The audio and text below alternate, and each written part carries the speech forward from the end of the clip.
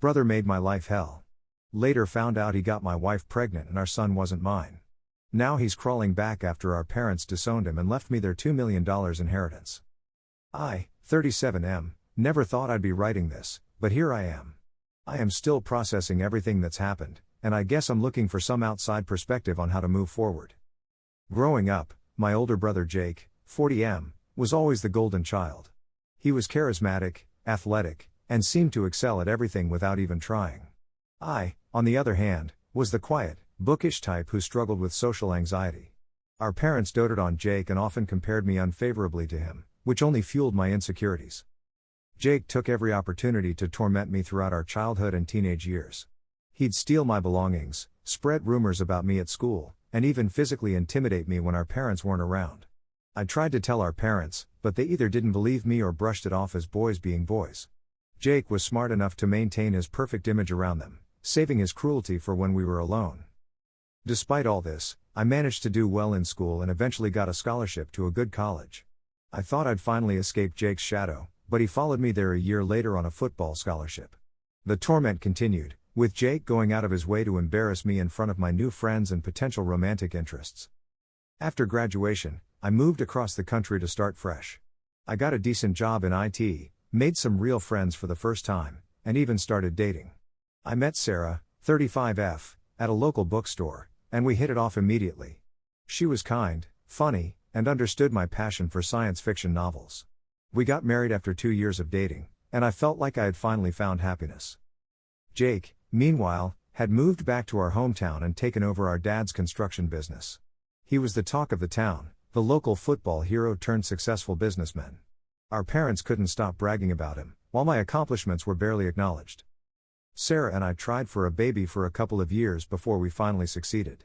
When our son, Alex, was born, it was the happiest day of my life. Jake and his wife came to visit shortly after, and I noticed how attentive he was with Sarah and the baby. At the time, I thought he was just being a supportive uncle. As Alex grew, I couldn't help but notice that he didn't really look like me. He had Jake's blue eyes and blonde hair, while Sarah and I both had brown hair and eyes. I brushed it off as genetics being unpredictable, but a nagging doubt started to grow in the back of my mind. When Alex was 3, Sarah started acting distant and irritable. She was spending a lot of time texting and taking calls in private. I tried to talk to her about it, but she assured me everything was fine and accused me of being paranoid. My old insecurities came flooding back, and I started to wonder if I was imagining things. One day, I came home early from work to surprise Sarah with flowers for our anniversary. As I walked in, I heard hushed voices coming from our bedroom. My heart sank as I recognized Jake's voice. I stood there, frozen, as I listened to them arguing about telling me the truth. I burst into the room, and the looks on their faces confirmed my worst fears. Sarah broke down crying, confessing that she and Jake had been having an affair for years. The worst part? Alex wasn't my son, he was Jake's. My world shattered. Everything I thought I knew about my life was a lie. The brother who had tormented me for years had now taken away the 2 people I loved most in the world. I kicked them both out of the house and filed for divorce immediately. The next few months were a blur of depression, anger, and alcohol. I lost my job, barely ate, and pushed away anyone who tried to help me. I hit rock bottom when I found myself contemplating suicide. It was then that I realized I needed help. I started therapy and slowly began to rebuild my life. I got a new job, joined a support group for people dealing with infidelity, and even started volunteering at a local animal shelter. The pain was still there, but I was learning to cope with it. About a year after the divorce, I received a call from my mom. She was in tears, telling me that they had just found out about Jake's affair with Sarah. Apparently, Jake's wife had discovered some old emails and confronted him. In a moment of guilt or self-preservation, I'm still not sure which, Jake had confessed everything to our parents. To my shock, my parents were devastated and furious with Jake. For the first time in my life, they seemed to be taking my side. They apologized for not believing me about Jake's behavior when we were younger and for always favoring him. It was a bittersweet moment, the validation I had always craved, but at such a terrible cost. Jake's life quickly unraveled after that. His wife left him, taking their kids and half of everything he owned. The news of the affair spread through our small hometown like wildfire, and his reputation was ruined. He lost several big contracts for his business and was forced to declare bankruptcy. Our parents, in a move that surprised everyone, decided to cut Jake out of their lives entirely. They revised their will, leaving everything to me, including their house and about $2 million in savings and investments. When they told me about this, I was speechless. Part of me felt vindicated, but another part felt hollow. This inheritance couldn't undo the years of pain and betrayal. A few weeks ago, I received a series of desperate messages from Jake. He's lost everything: his family, his business, his home. He's living in a cheap motel and can barely afford to eat. He begged me for forgiveness and financial help, saying he's changed and realizes how terribly he's treated me all these years. I haven't responded yet. On one hand, a small, vengeful part of me is enjoying seeing Jake suffer after all he's done to me. But I also remember how miserable I was at my lowest point and wonder if I'm being too harsh. Some of my friends say I should help him, if not for his sake, then to be the bigger person and break the cycle of cruelty in our family. Others argue that I don't owe him anything and that helping him would only enable his behavior. I'm torn about what to do. Do I try to help Jake get back on his feet, knowing he might just take advantage of me again? Do I ignore him and let him face the consequences of his actions? Or is there some middle ground I'm not seeing? The inheritance complicates things further. I don't need all that money, but I'm not sure I want to share it with Jake after everything he's done. I've thought about donating a large portion to charity, but I haven't decided yet. As for Alex, I'm struggling with how to handle that situation. He's not my biological son, but I raised him for 3 years and still love him. Sarah has primary custody, but I'm wondering if I should try to maintain some kind of relationship with him. The thought of explaining all this to him when he's older is daunting. I never imagined my life would turn out like this. Some days, I'm angry at the world and everyone in it. Other days, I feel a strange sense of peace, like I've finally broken free from the toxic dynamics that define my life for so long. I guess what I'm looking for is advice on how to move forward. How do I balance justice with compassion? How do I make sure I'm not acting out of spite or letting my old insecurities guide my decisions? And most importantly, how do I build a life that's truly mine, free from the shadow of my brother and the expectations of others? Thank you for reading this far. Any thoughts or advice would be appreciated. TLDR, my brother tormented me growing up, later had an affair with my wife and fathered my son. After our parents found out, they disowned him and left me their $2 million inheritance. Now he's lost everything and is begging for my help. I'm not sure how to proceed. Edit 1. Wow, I didn't expect this post to blow up like it did. Thank you all for your support and advice. I've been reading through all the comments and trying to respond where I can. A few clarifications based on common questions.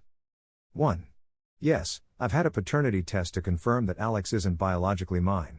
It was one of the first things I did after finding out about the affair. 2. I'm in therapy and have been working on setting boundaries and dealing with my childhood trauma. It's an ongoing process, but I'm making progress. 3. To those asking about legal action, the affair happened in a no-fault divorce state, so there wasn't much I could do legally regarding the infidelity. The divorce settlement was relatively straightforward since we didn't have many joint assets. 4. Regarding Alex, I'm consulting with a family lawyer to explore my options for visitation or some form of relationship with him. It's complicated, but I want to do what's best for him. 5. About the inheritance, my parents are still alive. They've set up a trust that will transfer to me upon their death. They've made it clear that this decision is final, but I'm encouraging them to donate some of it to causes they care about while they're still here. I'll post another update once I've had more time to process all of your advice and decide on my next steps. Again, thank you all for your support during this difficult time. Edit 2. It's been a week since my original post, and a lot has happened. I want to thank everyone again for their advice and support. It's given me a lot to think about and has helped me gain some clarity on the situation. After much consideration and discussion with my therapist, I've decided on the following course of action. 1. Regarding Jake, I've decided not to give him any money directly. However, I am willing to pay for 6 months of therapy for him if he agrees to go. I've made it clear that this is a one-time offer and that any future relationship between us will depend on him taking responsibility for his actions and making genuine efforts to change. I'm not expecting miracles, but I want to leave the door open for potential reconciliation in the future, if he puts in the work. 2. The inheritance. I've talked to my parents about setting up a charitable foundation with a portion of the inheritance. They were receptive to the idea, and we're in the process of identifying causes that are meaningful to all of us. This feels like a positive way to use the money and might help heal some of the family rifts. 3. Alex. I've had a long talk with Sarah about Alex's future. While it was difficult, we've agreed that it's in Alex's best interest to know the truth about his parentage when he's old enough to understand. We're working with a child psychologist to determine the best way and time to approach this. In the meantime, Sarah has agreed to limited visitation rights for me. It's not ideal, but it's a start. 4. My own healing. I'm continuing with therapy and have joined a support group for men dealing with infidelity. It's been incredibly helpful to connect with others who understand what I'm going through. I'm also focusing on my own personal growth. I've started taking classes in web development to expand my career options and have been getting back into my old hobbies like hiking and photography. 5. Legal matters. Based on advice from many of you, I've consulted with a lawyer about protecting myself legally. We're setting up a trust for the inheritance to ensure it's protected, and I'm updating my will to reflect my current situation. I know this journey is far from over, but I feel like I'm finally taking steps in the right direction. There are still days when the anger and pain overwhelm me, but they're becoming less frequent. I'm learning to focus on the things I can control and to let go of the rest. Thank you all again for your support and advice. This community has been a lifeline during one of the most difficult periods of my life. I'll continue to update as things progress. Edit 3. It's been about a month since my last update, and I wanted to share some developments. 1. Jake accepted my offer of therapy. He's been going twice a week for the past 3 weeks. It's too early to say if it's making a difference, but at least he's trying. We've had one brief phone call where he apologized again, but I've made it clear that I need time and space before considering any kind of reconciliation. 2. The charitable foundation is officially in the works. We've decided to focus on supporting organizations that help children from troubled homes and provide mental health resources for families. It feels good to be able to turn this painful situation into something positive. 3. I've had 2 supervised visits with Alex. They were emotional but went better than I expected. He's still too young to understand the complexities of the situation, but it was comforting to see that he still remembers me and feels comfortable around me. 4.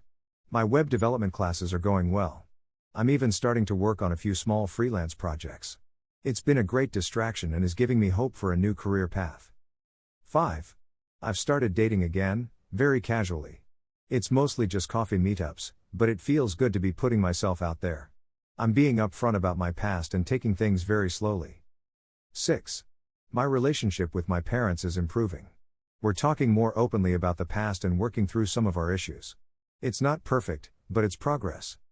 There are still tough days, but overall, I feel like I'm moving in a positive direction.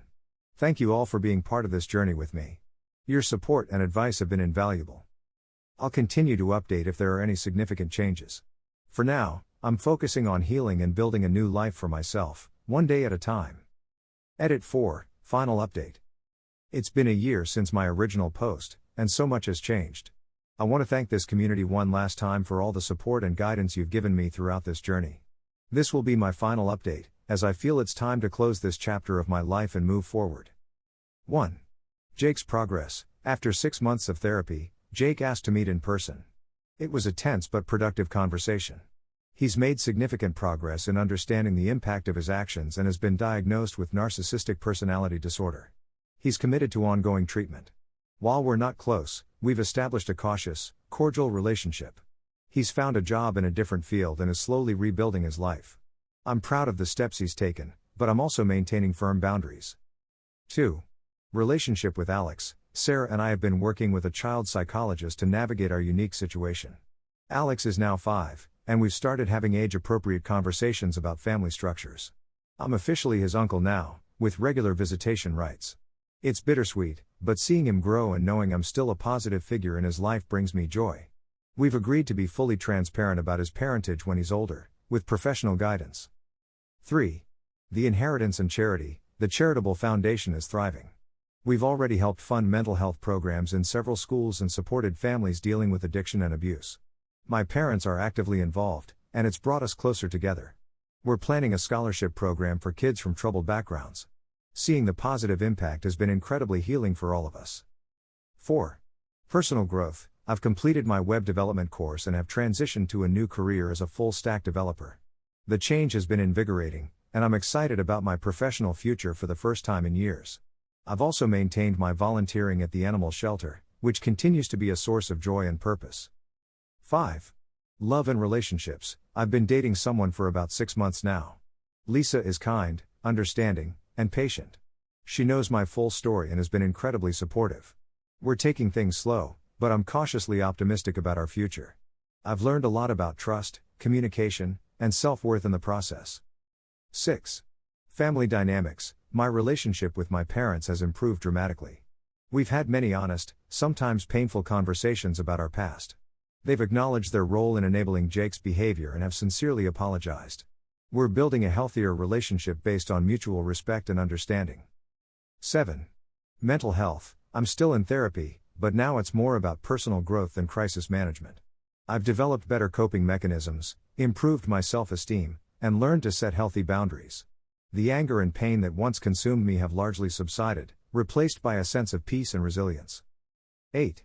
Legal matters. Everything with the inheritance is legally settled. I've set up trusts for both Alex and Jake's children to ensure they're taken care of in the future, regardless of my relationship with their parents. 9. Moving forward, I've decided to move to a new city for a fresh start. It's not about running away, but about embracing new opportunities. I'm excited about this next chapter in my life. Looking back at my original post, I barely recognized that version of myself. The pain and betrayal I experienced were real and devastating, but they don't define me anymore. I've learned that healing isn't linear, and that's okay. There are still tough days, but they're fewer and farther between. To anyone going through something similar, please know that it does get better. Seek help, lean on your support system, and be patient with yourself. You're stronger than you know. Thank you all again for being part of this journey with me. Your support, advice, and even the tough love at times have been instrumental in my healing process. While this is my final update here, I'm carrying the lessons I've learned and the kindness I've received into my new life.